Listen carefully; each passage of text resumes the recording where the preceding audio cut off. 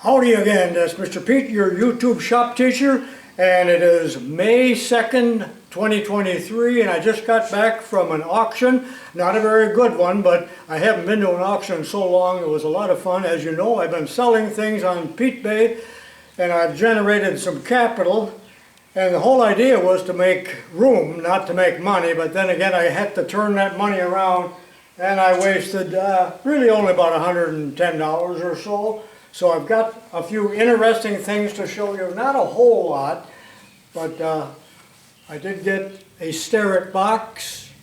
I wonder what's in there. I paid dearly for that.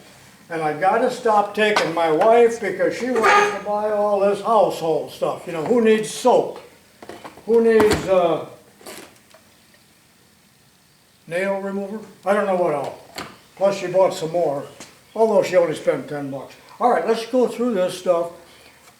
Don't get your hopes up. There's not a whole lot here, but there are a couple steam engines as well. And I was outbid. I went there because there was a Sheldon lathe, but it had the motor up high, overhead, and I really didn't want to get into the older machinery like that. I am trying to reduce the inventory, so let's take a look at this. You know what? I didn't take any live auction video. I should have, because there were about 4 or 5 hit-and-miss engines, and I've kind of lost interest in them because I sold all mine to Jimmy DeResta, but I did buy this flywheel here, and it is so heavy I had to roll it all the way to the car. I had about 1,000 feet to go. I can't even lift anything like this anymore, and I invite you in the comments to guess at the weight of this. I already weighed it. I'll tell you at the end of the video, but put it in the comments. I'm always buying old magazines. I call them smellers. There's about a dozen copies from the mid-50s, but believe it or not, these do not smell. Usually they are moldy from being in a basement, so these are nice and crisp, and I can read these in the house. I probably have some of these already, but I do like these old magazines. You can't buy anything like this anymore at a newsstand. Why don't we start out with this Starrett mystery tool? You know, this is a mahogany box, quite pretty, but it was dirty and needed a little cleaning up, so I absconded with this that was in that big box of household goods that was my wife's, and it really gave it a nice shine. But inside is the Starrett trammel point and layout set here with various points. I think everything is here, but these came with extra attachments that were optional. I don't know what was up here. Maybe it's lost, but I see this is missing, this, and something here, but that's probably the more expensive sets. Will I ever use this? Never have, but you can see it's quite intricate.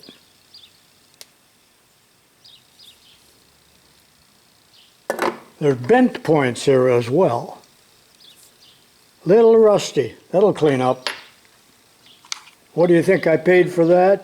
And how much does it cost in the new Starrett catalog? This catalog's from 1976, but there it is, and it was available with different length beams.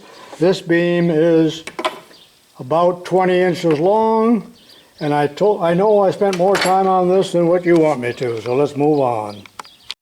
I have no idea why I bought this little toy steam engine, but I rather like it, and it's a Whedon. I paid dearly for it. Of course, the governor is fake. It doesn't really regulate the speed. Cast iron stand.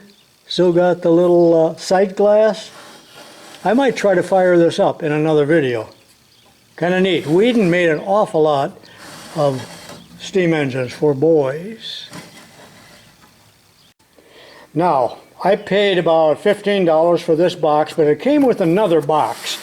And really, this was in the other box along with some worthless stuff which I left lay at the auction, but I was buying it because of this, and I don't believe anybody saw this, and not that it's that great, but let's open it up and see what's in here.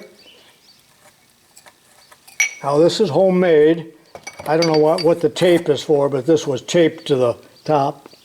It's the lid, all sticky, but a tiny little steam engine that man had made. He had several models there that he made. As I said, he did have a Sheldon lathe. I haven't tried running it yet, but I thought that was kind of exciting because I'm still the only one at the entire auction that spotted this. Again, it was in the middle of the plunder, and there was a lot of stuff there, and most of it was total garbage. But I'm kind of happy with this for some reason, and I'll put it right over here next to the Whedon. Just what I need, another box of screwdrivers, as if I don't have enough. And I haven't even looked at them yet, but when I find one that's been reground like that, that'll be thrown out. But, there's a good one. I'm not going to go through all of these, but there's a pipe tap. And in here, there's two real nice dies of common sizes. All kinds of screw. There's the deburring tool. I don't know what. He had a lot of Enco stuff there. This one says Israel, which means it's got to be, you know what. Bubba put a wrench on this. Why would you put a wrench on that? Pipe wrench. I don't know. Oh, I didn't see it. I like these little crescents, little adjustables, but I don't like it when some moron has ground a hole there. What brand is this? That's a rigid. It's not very rigid now.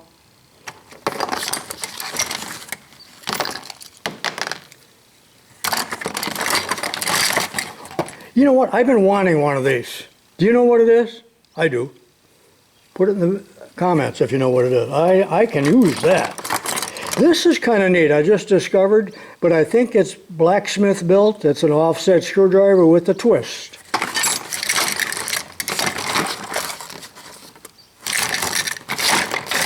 Nothing else worth mentioning. There were a lot of quality C-clamps, and I bought these three, very reasonable. Two of them are great. Now, somebody welded this plate onto there, but that'll come off very easily. And it's a Wilton. You know how I love my Wilton C-clamps? I still think they are the single best. This is an Armstrong. And this one, it's good, and it's a long one, but it's the adjustable brand, and they're almost always bent when you look at them at this angle. However, the material is so weak, you can bend it back. I've repaired many of them, but I consider this a woodworking clamp. I don't need any C-clamps. Okay, Henry just joined me, and he's holding up that heavy John Deere wheel. Don't let that fall, Henry. What do you think that weighs? Oh, don't let it fall. Ooh, you scared me. Okay, here it is setting on the little bathroom scale. And you were correct in your guess if you said 45 pounds. And the final box, do not even talk about this. That will be in an upcoming What Is It video. I'm still going to do a few of those, but not many. So what's in here? I really bought this box because of this item. That's a die. There's a magnet in here. And this is it says McMaster car on it. I never saw that they label things with their, but what do you think this is?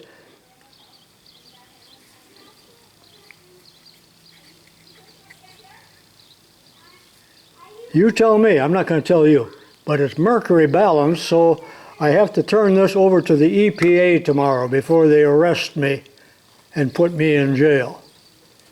I got to do a little research on this. A little bit of rust on it, but it's kind of neat, isn't it?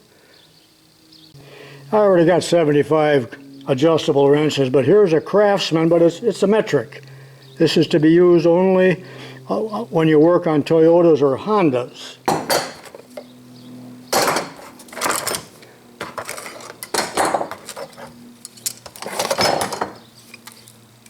That's a 410 channel lock, isn't it? Isn't that a 410?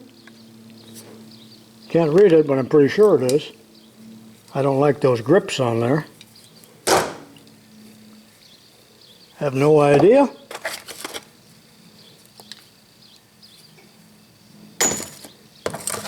I did see a snap-on item in here, but not till I got home. So this says snap-on. They had a bunch of snap-on things, but it was always $100 or $200.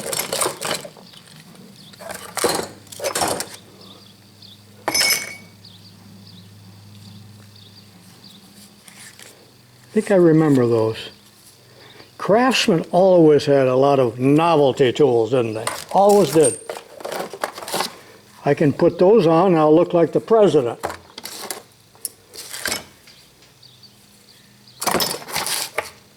These are Mac.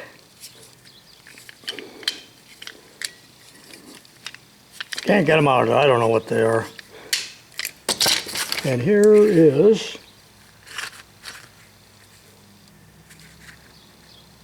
I can't read the name on it. Some assorted sockets. Really nothing of value. These are a dime a dozen. You see these everywhere. All right, that really concludes what I bought today. Nothing all that great, but I'm always looking for unique things, interesting things, and just satisfying my curiosity and my desire to hoard. And there were many other men there about my age that were buying box lot after hundreds of boxes like this. And I thought, you know, buddy, you got one foot in the grave, same as I do, and you're accumulating all that junk? All right, that's enough ranting. It's Mr. Pete saying so long for now, and be sure and watch throughout the summer as I produce many, many more videos and submit them to YouTube for your viewing pleasure. See you next time. Just thought I'd show this to you that Bubba welded. Why would you take a U-joint and weld it straight? Unless it was broken there, but it is a 6-point, and when you're desperate for a 6-point, maybe that's what you'll do. Maybe he's like me. He cannot stand 12-point sockets. What do you think?